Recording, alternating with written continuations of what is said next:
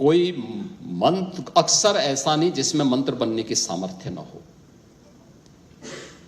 कोई वनस्पति ऐसी नहीं जिसमें औषधीय गुण न हो, और कोई मनुष्य अयोग्य नहीं। अगर है इसका मतलब कोई योजक नहीं है, और ये योजक नहीं है, यही हम कह रहे थे। जब बेईमान और भ्रष्ट लोगों के हाथों में सत्ता आएगी, उस सत्ता का शोषण और दोहन उसी प्रकार से करेंगे जैसे उत्तर प्रदेश के सामने पहचान का संकट खड़ा हुआ था।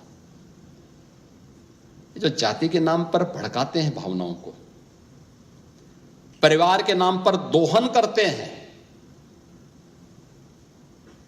इन्हीं के लिए हम लोगों ने बुलडोजर बनाया था, इन्हीं के लिए बनाया था। ये लोग उन परजीवी की तरह हैं जो झूठे नारों से समाज को गुमराह करते हैं। भारत जो प्रकृति और परमात्मा की असीम कृपा का देश है,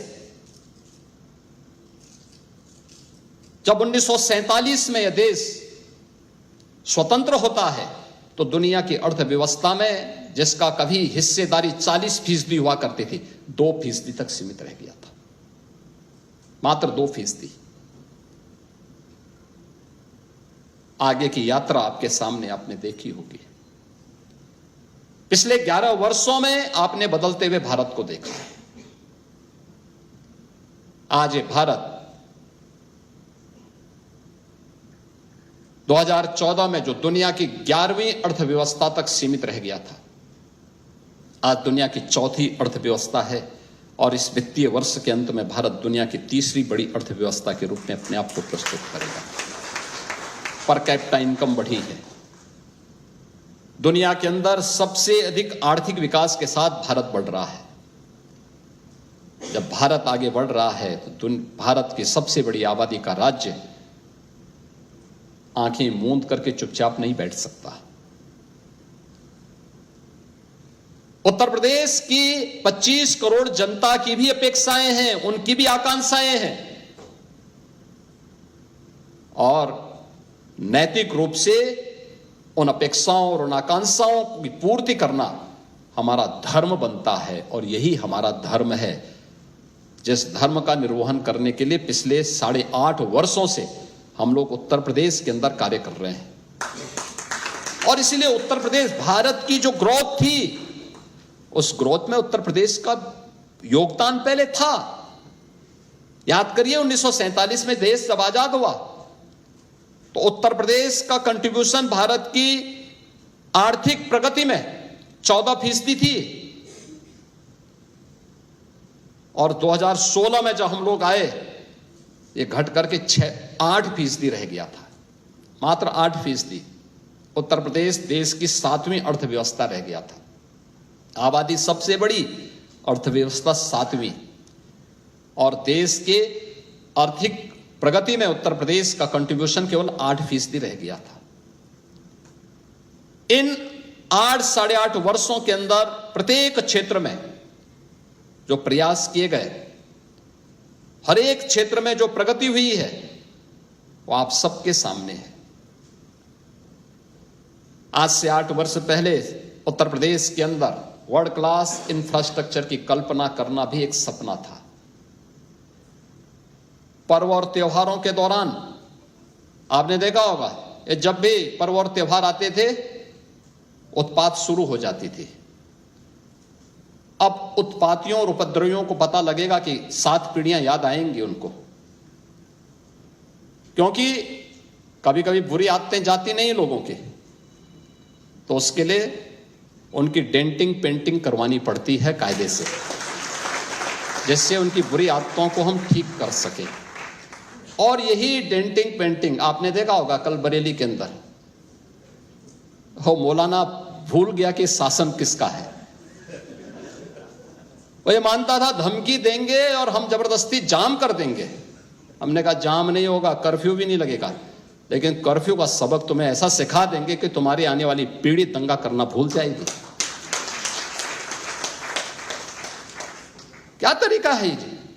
आप सिस्टम को ब्लॉक करना चाहते हैं।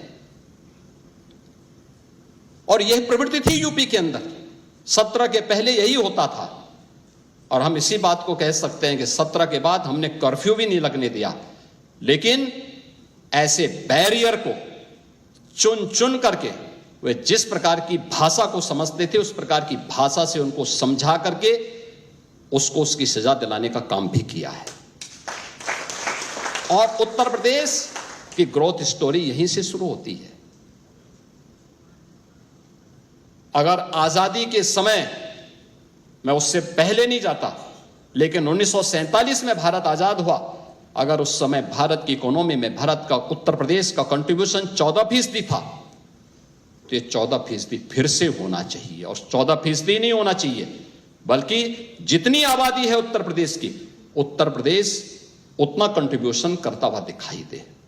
ये हमारा राष्ट्रीय धर्म है और दायित्व भी है, और उसी के तहत ये सब कार्य योजना बन रही है। उत्तर प्रदेश के अंदर इंफ्रास्ट्रक्चर अच्छा हो, 17 के पहले कोई कल्पना भी नहीं करता था। आज देश के अंदर 55% एक्सप्रेस वे उत्तर प्रदेश के पास हैं। सबसे अधिक सिटी में मेट्रो का संचालन उत्तर प्रदेश कर रहा है।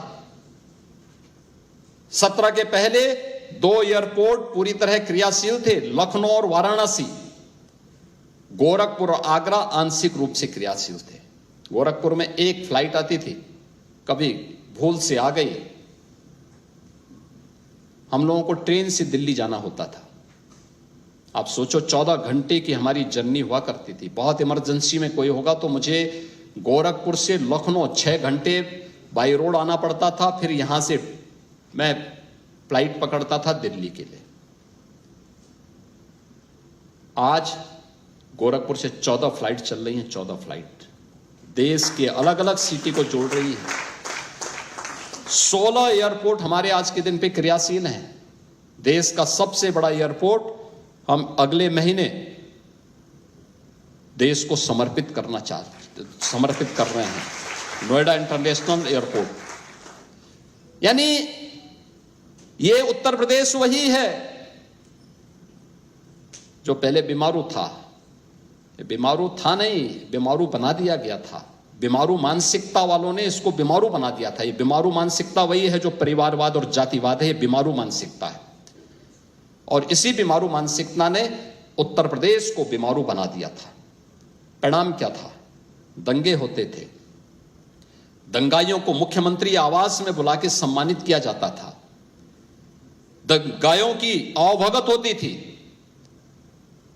और पेशेवर अपराधी और माफियाओं के सामने सत्ता सैल्यूट करती थी और सत्ताधारी लोग उनके कुत्तों के साथ हाथ मिलाया करते थे। आपने वो दृश्य देखे होंगे, कैसे सत्ता का मुखिया एक माफिया के कुत्ते से हाथ मिलाकर के अपने को गौरवान्वित महसूस करता था। ये स्थिति थी। आप अनुमान करते हैं उत्तर प्रदेश के लोगों को इन्होंने सुरक्षित किया था? ये सुरक्षित करते हैं? हर जिले के अंदर एक माफिया दे दिया था, और हर माफिया को जिले के अंदर पैरेलल समानांतर सरकार चलाने की पूरी छूट दे दी थी। आज परिणाम क्या था? 17 में आते आते उत्तर प्रदेश न केवल बीमारू था, बल्कि उत्तर प्रदेश के नागरिकों के सामने पहचान का संकट भी था। हर व्यक्ति अपनी पहचान के लिए मोहताज था। ना बेटी सुरक्षित, ना व्यापारी सुरक्षित। खेतीबाड़ी चौपट, किसान आत्महत्या करता था। नौजवान की नौकरी पर सेंध लगती थी, उसकी नीलामी होती थी। चाचा भतीजा दोनों वसूली के लिए निकल पड़ते थे। वसूली का गैंग चलता था। ट्रांसफर पोस्टिंग में इनके दलाल बोली लगाया करते थे। और आप भी देखते होंगे, जब हम ट्रांसफर पोस्टिंग करते हैं तो आज भी उनकी पीड़ा झलक उठती है। कैसे हम लोगों ने उनके उस अनैतिक अवैध व्यापार पर कैसे प्रहार किया है। उनके सभी चेले चपाटे किस प्रकार से चिल्लाते हुए दिखाई देते हैं। हर एक मामले में आज आप देख सकते हैं world class infrastructure Uttar Pradesh के पास। एक्सप्रेसवे नंबर 1 पर, रेलवे का नेटवर्क नंबर 1 पर, मेट्रो नंबर 1 पर, एयरपोर्ट एयर कनेक्टिविटी नंबर 1 पर, देश की पहली रैपिड रेल उत्तर प्रदेश में, देश का पहले इनलैंड वाटरवे उत्तर प्रदेश में, एमएसएमई का सबसे बड़ा बेस उत्तर प्रदेश में। और उत्तर प्रदेश आज फिर से गन्ना उत्पादन और चीनी उत्पादन में देश के अंदर नंबर 1 पर, इथेनॉल उत्पादन में नंबर 1 पर, खाद्यान्न उत्पादन में नंबर 1 पर, सबसे बड़ी युवा आबादी का राज्य होने के साथ साथ सबसे अधिक नौकरी भी देने वाला राज्य बन चुका है, सबसे ज्यादा इन्वेस्टमेंट को अपने यहां आमंत्रित कर रहा है। हर एक सेक्टर में उत्तर प्रदेश की अभूतपूर्व विकास की इस यात्रा को देश भी और दुनिया भी देख रही है, आशा भरी निगाहों से देख रही है।